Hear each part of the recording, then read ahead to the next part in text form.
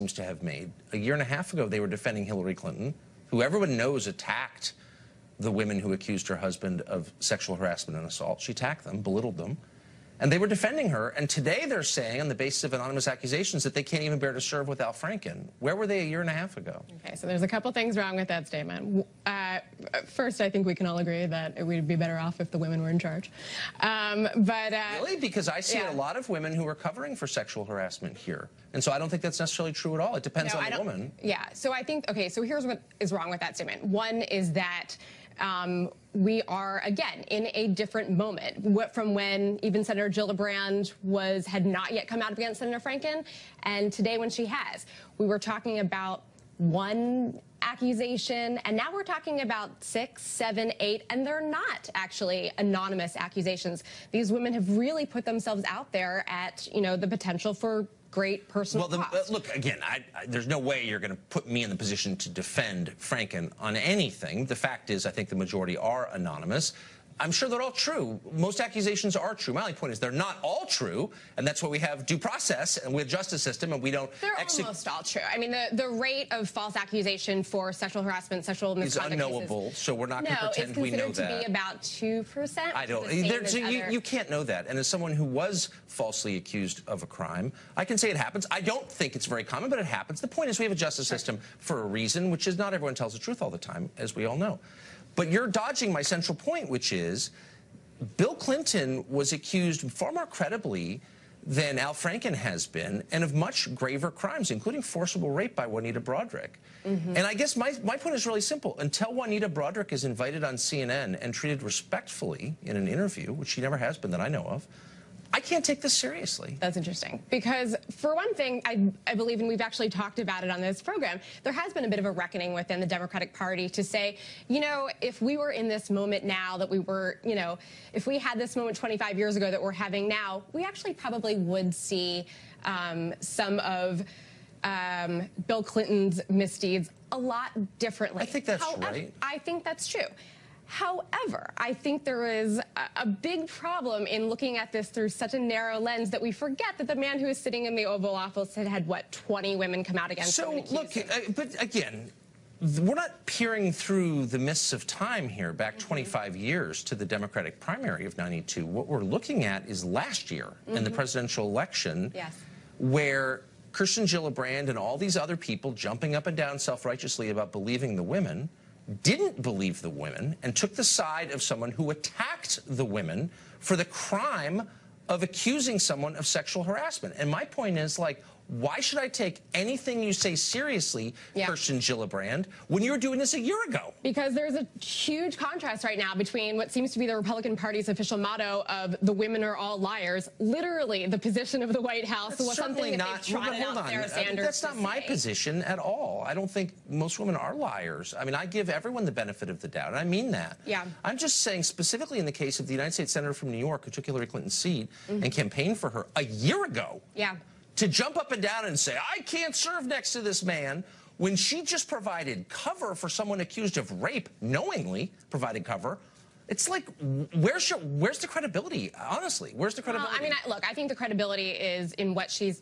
And again, I'm not affiliated with, you know, Kirsten Gillibrand. No, I know you're not. I'm not saying your fault. I'm just sincere questions. Yeah, no, I mean, look, I think that she feels sincerely about the issue. She certainly, you know, led the conversation on military sexual assault. I think that this is something that she personally feels very strongly about. Then why didn't she say anything when it mattered? See, the thing is, Franken doesn't matter. He'll be replaced by the Democratic governor with someone else. It's all fine. But it mattered last year when a woman who attacked self-described victims was running for president, and everyone gave her cover. Because Hillary Clinton didn't do anything. Yes, she did. No, I'm sorry. She attacked Monica Lewinsky as a crazed stalker. I was there. The White House called me when that happened. I was a reporter covering it. Yeah, but you don't think that she was acting as a wife who was angry at her husband and so do wives get a pass? If your husband's accused of rape, it's okay to attack the woman who accuses him? But I think that you see it very differently than you would as that she's got some machine behind her that's, you know, out to attack the women. I don't think well, first of all, there was a machine attacking the women and destroyed many of their lives, including Monica Lewinsky's life. She didn't do anything wrong, and Juanita Broderick's life. But let me just end on this.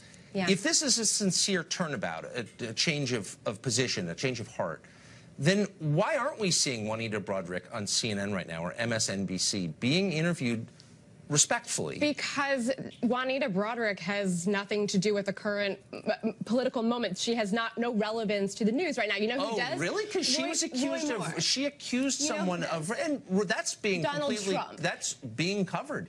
But poor Juanita Broaddrick had her life destroyed for the crime of getting in the way of a Democratic politician. I think it's time to atone, don't you?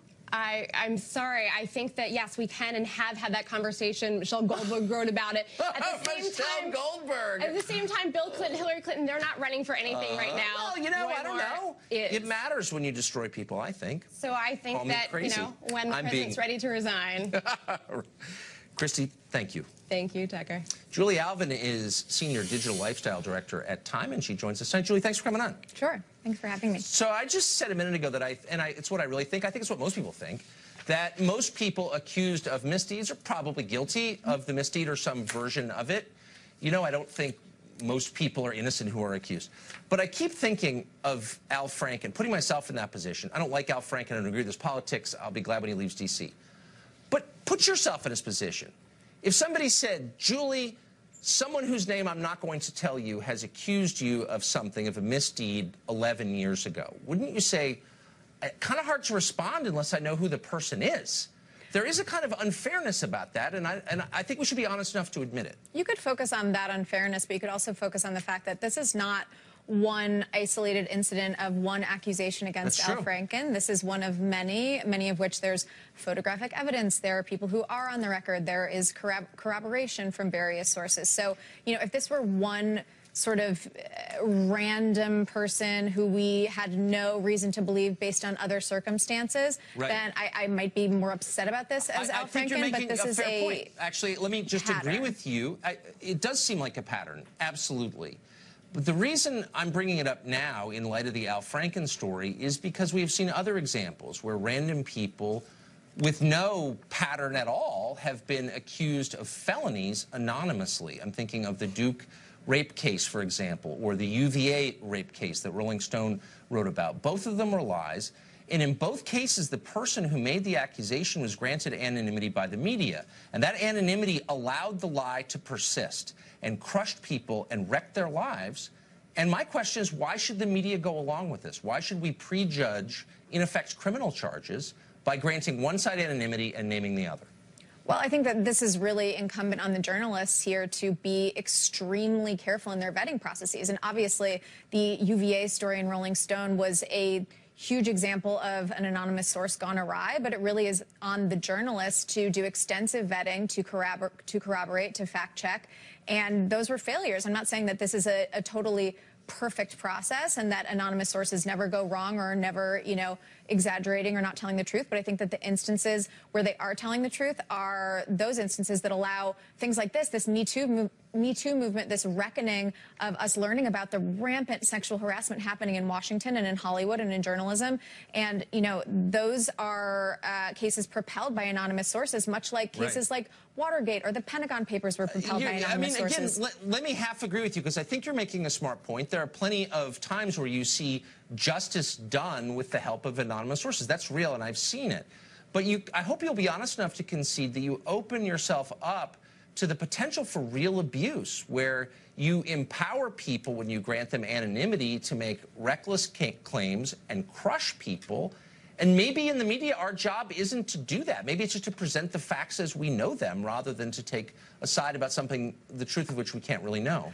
I see your point, but I think that what's more important here is less the few cases of abuse that are made by people using anonymous sourcing incorrectly and journalists improperly vetting, and more the actual cases of abuse that are unveiled by anonymous reporting, whether that is these sexual harassment scandals, whether that is, you know, cases of anonymous sourcing in the past. So yes, there can be abuse of this system, but I think by and large that does not happen. Journalists are particularly careful about it. Okay, but the difference between using an anonymous source to prove, say, corruption and one to allege sexual harassment is, in the case of corruption, you're never just going to go on the word of someone anonymously. You need corroborating evidence, documents, actual evidence that the crime took place. In the case of sexual harassment, it's enough just to have someone's word. And so that raises, if you're going to destroy someone's life, why shouldn't that person have a right to look into the face of the person making the accusation and explain himself? That's like the essence of justice, isn't it? Well, I think that if this goes to a court of law, if Al Franken's sexual harasser goes to a court of law and accuses him of sexual harassment, then they will need to do that, not under the veil of anonymity. But in this case, this is a case of journalism. This is a case of, you know, blowing the top off of this horrific sexual harassment that women are experiencing around the world. And right now, I think it's necessary. If we're talking about a court of law, that's a different story. But finally, shouldn't we be really upset about those rare cases where the innocent are prejudged and destroyed? Shouldn't we really care about that? Not just give it lip service, but be troubled by it? Yes. And B, shouldn't we acknowledge those cases are rare? Well, I don't know how rare. We don't really know that. I think they're rare. I agree with you. Your previous guest, Christie, said about 2%, and that's the stat that I've seen as well. I'm not going to. That's a made-up statistic. But we don't really know. I agree they're rare. But the point is, shouldn't we acknowledge how much power we have in the media to destroy people, to really direct their lives, make their kids not like them? And shouldn't we take that power seriously? Absolutely, and I think that I absolutely agree. I think that it needs to be taken very seriously. I think that the use of anonymous sources needs to be taken very seriously, but I don't think that they can be disregarded, and I don't think that the power of anonymous sources to tell really important, crucial stories that may not otherwise be told should be disregarded, because this is how we learn about things that the public deserves to know about. I disagree with you, but I think you've made